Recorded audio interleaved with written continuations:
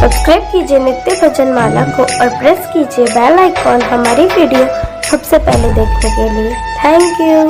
राम जी से पूछे जनकपुर के नारी, बता द बबुआ लगवा देत काहे दारी, बता द बबुआ लगवा देत काहे गारी, बता द बबुआ।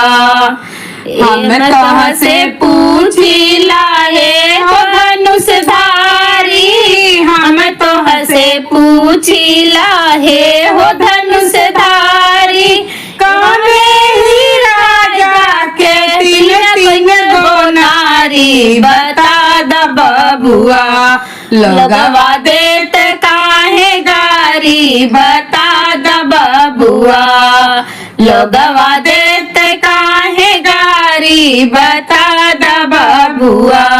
राम जी से पूछे जनकपुर के नारी, बता द बबुआ लगवा देत काहे गारी, बता द बबुआ। यही बुढ़ऊ बाबा के पकल पकल दाढ़ी, यही बुढ़ऊ बाबा के पकल पकल दाढ़ी, एक भाई गौर काहे, एक भाई गौर काहे, एक भाई कारी, बता द बबुआ लगवा देत काहे गारी, बता द बबुआ लगवा देत काहे गारी, बता द बबुआ।